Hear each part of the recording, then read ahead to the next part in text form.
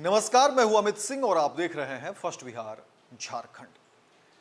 देखिए, देश में काफी लंबे समय से इस बात को लेकर चर्चा हो रही थी कि मतदान की प्रक्रिया को आसान बनाया जाए ताकि कोई भी व्यक्ति कहीं से भी चुनाव में भाग ले सके, मतदान में भाग ले सके और देश के लोकतंत्र के इस सबसे बड़े जो पावन पर्व है इसमें उसकी भागीदारी हो।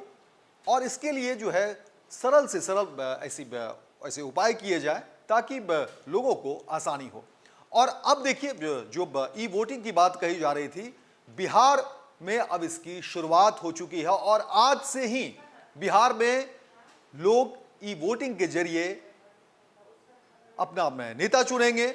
और देश में बिहार देखिए किस तरीके से बाजी मारी है, क्योंकि आज ही बिहार में जो है ई वोटिंग होगा, मोबाइल के जरिए मतदान होगा। और पूरी खबर हम आपको बताते हैं कि बिहार में किस किस जिले में मोबाइल के जरिए लोग मतदान करेंगे, क्या कुछ प्रक्रिया होगी, ये तमाम लोगों को भी समझना है। क्योंकि बिहार में देखिए इसी वर्ष विधानसभा के चुनाव भी हैं और लोकतंत्र के इस महान पर्व को किस तरीके से बेहतर बनाया जाए, किस तरीके से आसान बनाया जाए, सुंदर बनाया जाए। और लोकतंत्र की मजबूती भी देखिए तभी सामने निकल कर आएगी जब 100% लोग मतदान करेंगे। और उसी की दिशा में कहा जा रहा है कि ये ठोस कदम उठाए गए हैं।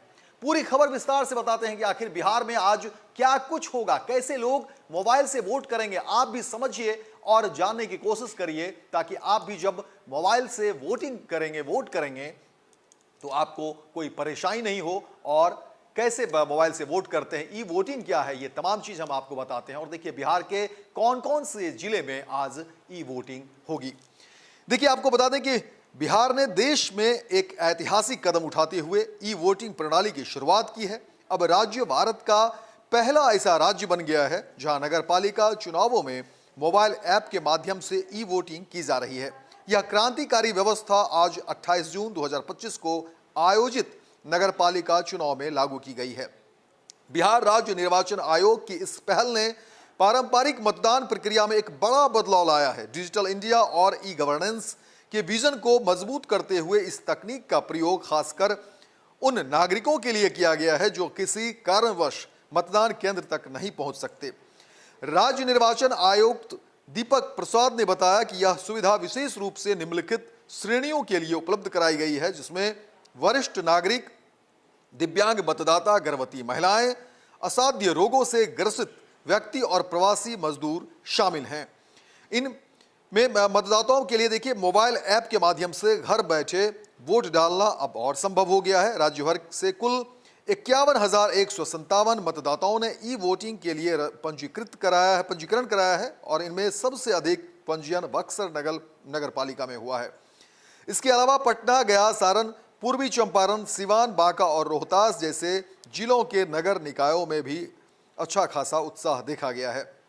राज्य निर्वाचन आयोग द्वारा विकसित एक सुरक्षित मोबाइल एप्लीकेशन के माध्यम से मतदाता लॉग इन कर अपनी पहचान सत्यापित करते हैं। उसके बाद निर्धारित समयावधि में वे अपने पसंदीदा प्रत्याशी को वोट दे सकते हैं।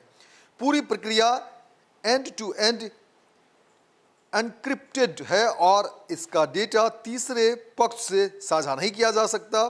सुरक्षा के लिहाज से ओटीपी वेरिफिकेशन, फेस रिकॉग्निशन और के आधार पर आधारित है। वहीं प्रमाणीकरण जैसी तकनीकों का प्रयोग भी किया गया है।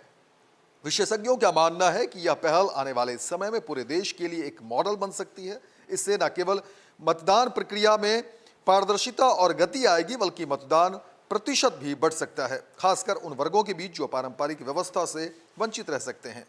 चुनाव आयोग ने ई वोटिंग के संचालन के लिए एक कंट्रोल एंड मॉनिटरिंग सेंटर स्थापित किया है, जहां से हर गतिविधि पर रियल टाइम निगरानी की जा रही है।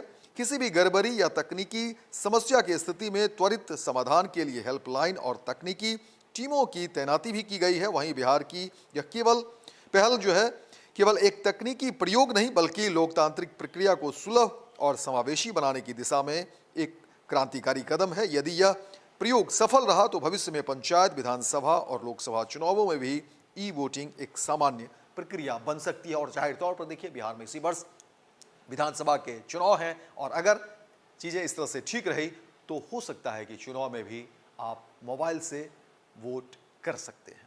पनोरमा ग्रुप, जो सोचता है वो करता है। ये लो मुंह मीठा करो, आज मैंने अपना जॉब छोड़ दिया। अब हम पूर्णिया वापस जाएंगे। जॉब छोड़ दिया है? मतलब ये घर कैसे चलेगा? हम करेंगे क्या? और माँ बाबूजी क्या बोलेंगे? इसलिए मैं एक और मिठाई का डब्बा लाया। अपने बिजनेस के लिए लोन अप्रूव हो गया। अरे लोन अप्रूव हो गया वो तो ठीक है, लेकिन पूर्णिया में हम रहेंगे कहाँ? अपना घर भी तो नहीं है वहां। इसलिए तो एक और मिठाई का डब्बा अलग से लाया हूं। हमने पूर्णिया में घर ले लिया है, पूर्णिया के ई होम्स पैनोरमा में। पूर्णिया में पैनोरमा ग्रुप लेकर आए हैं ई होम्स पैनोरमा। बड़ा घर, आलीशान जिंदगी और अत्याधुनिक सुविधाओं के संग। अरे अरे, अब क्यों मुंह मीठा करवा रही हो? क्योंकि हम घर वापसी जो कर रहे हैं। घर वापसी की खुशी पूर्णिया में ई होम्स पैनोरमा के संग। E homes panorama, luxurious lifestyle redefined.